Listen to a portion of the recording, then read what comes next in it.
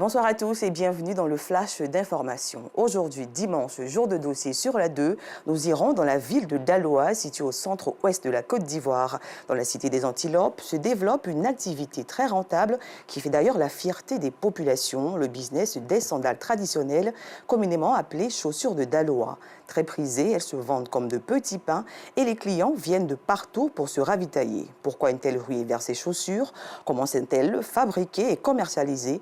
La réponse ce soir dans le dossier que nous propose Maïssa Kogei. Une note de santé dans ce flash, comment se débarrasser des kéloïdes? La question reste posée.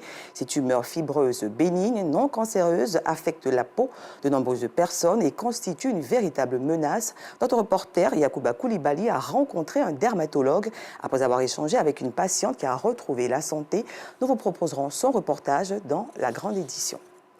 Le maire de la commune d'Adjamé vole au secours de sa jeunesse. Farikou Soumaoro a organisé récemment un gala de charité pour apporter un appui financier aux sans-emploi et aux jeunes entrepreneurs. Une cérémonie qui a enregistré la collecte de plus de 60 millions de francs CFA. Yacouba Koulibaly.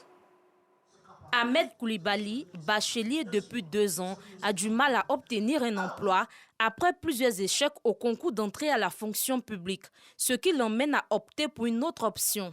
Après plusieurs tentatives de recherche d'emploi, jusqu'à présent, je n'ai pas eu gain de cause. Raison pour laquelle j'ai décidé de m'installer à mon propre compte.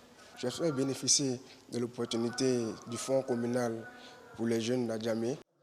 Si Ahmed n'exerce pas encore une activité génératrice de revenus, Roxane, bien qu'ayant réussi à entreprendre dans le domaine de l'esthétique, espère bénéficier d'un accompagnement. C'est une bonne idée. Ça amène à nous aider, nous les jeunes, parce que ce n'est pas tout le monde qui réussit à l'école. Nous les jeunes, on a beaucoup de trucs à entreprendre. Donc, j'ai vu l'idée qu'il a donnée, vraiment ça nous a fait plaisir, très très plaisir. Parce que ce n'est pas tout le monde que tu peux compter sur pour pouvoir t'aider financièrement. Et ça, si on prend, on peut s'aider, on peut, comme on l'appelle, rembourser un peu. Pour trouver une solution à la question du chômage et de l'appui financier des jeunes, Farikou Soumaoro, maire de la commune d'Adjamé, a organisé un gala de charité dans l'enceinte de la mairie. Il entend collecter des fonds en vue d'aider les jeunes de sa commune.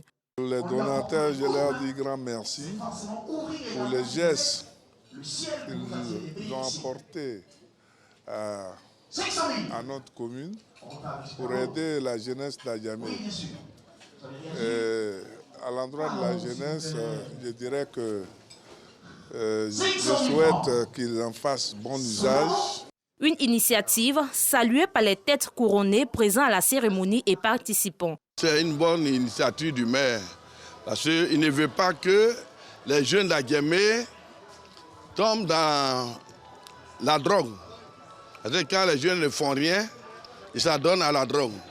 Et il veut que les jeunes d'Adjamé travaillent. C'est un événement à caractère humain qui fait la promotion de la jeunesse, qui est le leitmotiv actuel du président de la République, qui veut vraiment l'épanouissement de sa jeunesse. Donc on dit merci au maire d'avoir bien voulu associer notre image à cet événement-là.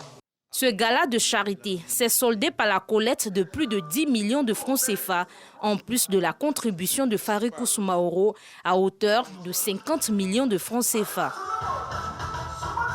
À l'international, une attaque terroriste est actuellement en cours à l'hôtel Tawakal dans la ville de Kismayo au sud de la Somalie.